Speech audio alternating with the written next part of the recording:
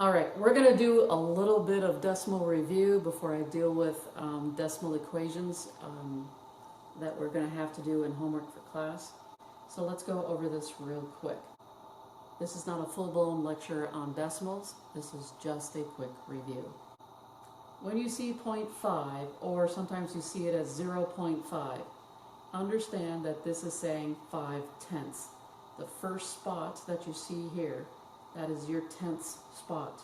If you read it as, instead of saying 0.5, you read it as 5/10. Well, as a fraction, this is 5/10. Now, what's really cool, if you wanted to learn about it really fast, there is one space beyond the decimal. That means there is 1 0 in your denominator. That's the reason why it's 10. Again, this is the tenth spot. You read it as 5/10. Don't read it as 0.5 when you want to change it to a fraction. This is 5/10. Really, the idea here is to deal with tens and 100s and thousands. Don't reduce this. Leave it in terms of tenths when we're dealing with this section in equations. But if you want to reduce it, if you're just doing decimals, you can. This would just be 1/2. But again, when you're dealing with equations that are dealing with decimals, it is actually easier to write it in terms of just keeping it in terms of zeros. So leave it as 10, 100, 1000.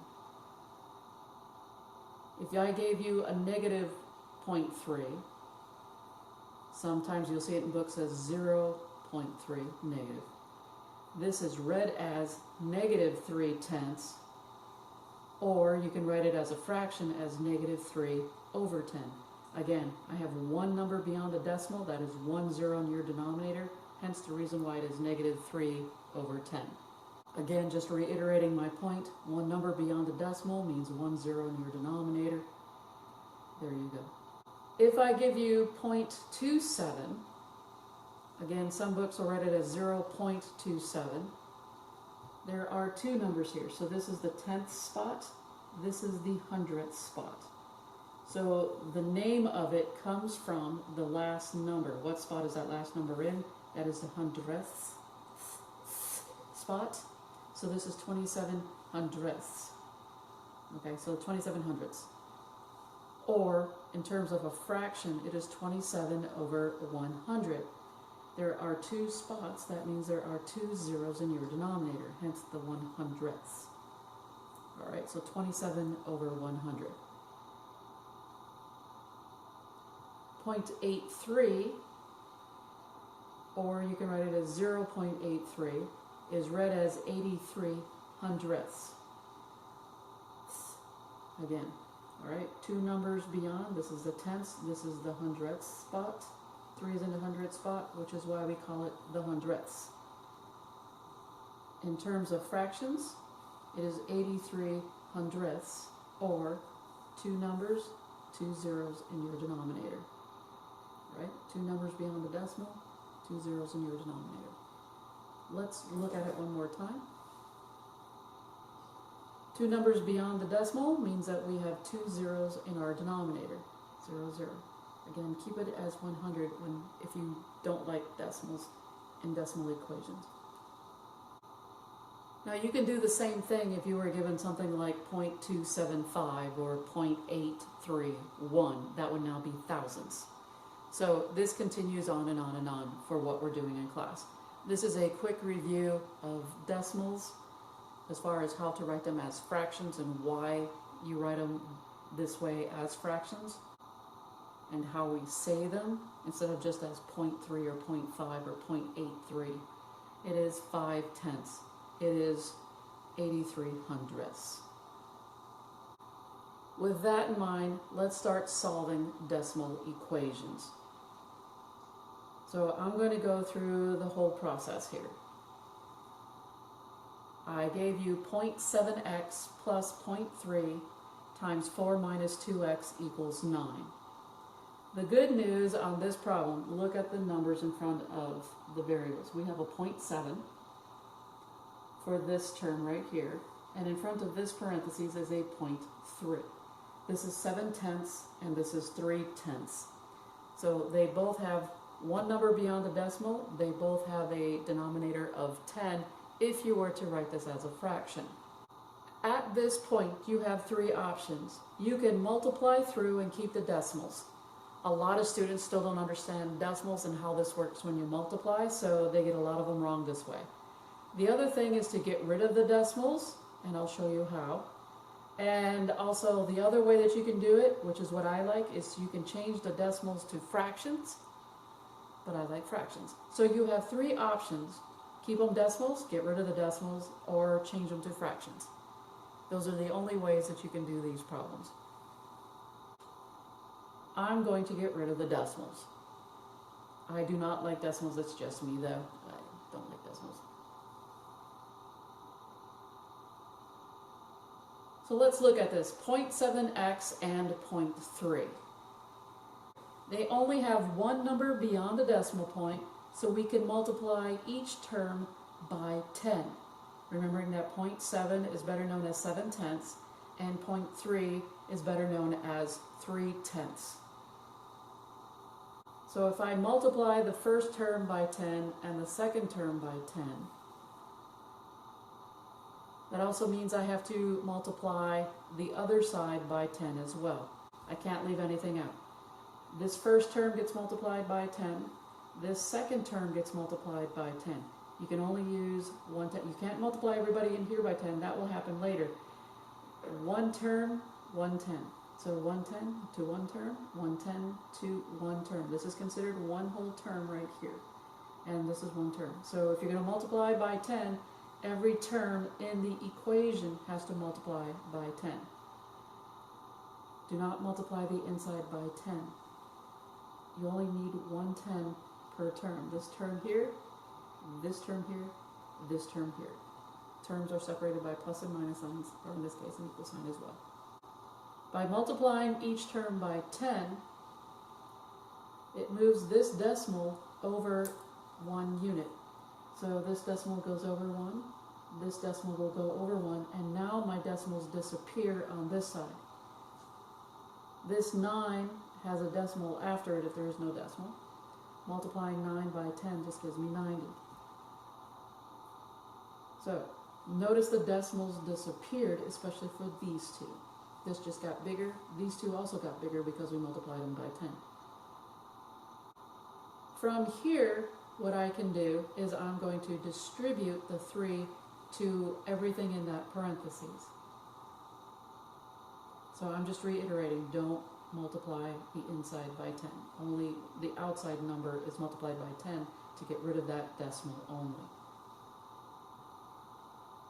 This 3 is going to multiply to the 4, and this 3 will also multiply to the negative 2x. Since I let the negative go with the 2x, this means there has to be a plus sign in here. If I decide to use this minus sign with the 2x, I need a sign between the 4 and the minus 2x.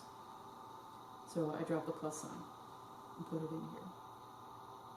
3 times 4 plus 3 times a negative 2x. Could you have left this as a minus sign and kept this as a positive 2? The answer is yes. Sorry about my sloppy erasing. So is this one way to do it as well? Yes, keep the minus sign, drop the minus sign, and then take the 3 times the 2x. This also keeps it straight. Depends on what you want to do in the problem. 3 times 4 is 12. I have a minus sign. 3 times 2x is 6x. I now have these two. All the parentheses are gone. This is a matter now of like terms. So 7x minus 6x. Now what I'm going to do, because these two are far away from each other, the 6x and the 7x, what I will do in this problem is I'm going to move the 12x and the 6x. I'm not going to move it to the other side. I'm going to just rearrange them, just move them and shuffle them around so that the x's are next to each other, and I'm going to move the 12 in the back. Because I am not crossing an equal sign, I simply rearrange the way they are written. The signs stay the same. Only when you bring them to the other side do you change the signs. Since all I did was rearrange them on this side, the sign stays in front. This is a positive 12, and that's a negative 6x. The signs don't change when I rearrange it on the same side. 7x minus 6x just gives me 1x. So I have x plus 12 equals 90. I want to get this x by itself, so that means that this 12 needs to be subtracted. So I'm going to subtract 12 on both sides. And I get x is equal to 78. Final answer to this problem when I get rid of the decimals. Now students also ask me in class, they go, but what if, and I'm like, I gotcha. What if the decimals in this problem are of different size? There's more stuff behind them than the other. Alrighty, let's talk about this. 0.5, when you read it, shouldn't be 0.5. It really represents 5/10, or as a fraction, 5 over 10. So 0.5 is read as 5/10.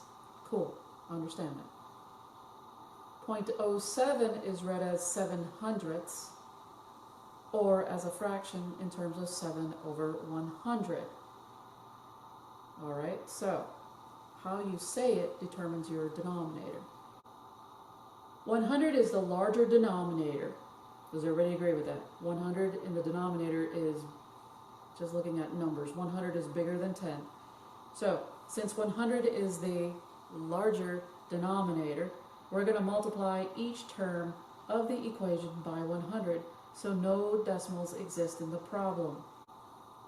So each term is going to be multiplied by 100. The first term is the 0.5 times 11 minus 2t.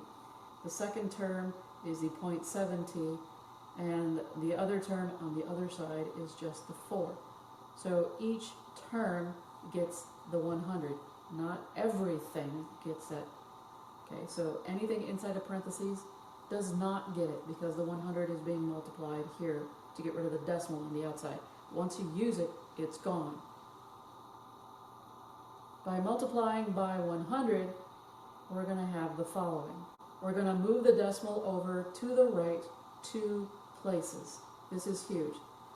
This unfortunately only has 1 place, but this one has 2. The idea is to move it so that the guy with the most moves wins. So what does this do for the 4 and the 0.5? Let's find out. First thing you want to notice is that if this one moves over to, this is an automatic 7. That was the whole point. We use the largest denominator so that this 0.07 is no longer a decimal. This 0.5 doesn't have another number after it, so what we're going to do is we're going to add a 0. And this 4 over here has a, since there is no decimal on it, it is assumed that the decimal is after the 4. So we're going to add 2 zeros here to move the decimal over 2. Move the decimal over 2 in order to move the decimal over 2. When we do move the decimal over 2 units, by moving the decimal over 2 units, it's the same thing as multiplying by 100, we get the following. We get 50 times 11 minus 2t minus 70 is equal to 400. From here, we are going to distribute the 50 to get rid of the parentheses. One more time, you can keep the negative with the 2t, which means that you're going to have to put a plus sign in the middle, or you can drop the minus sign and then just keep this as a positive 2t. Either way will work. 50 times 11 gives me 550.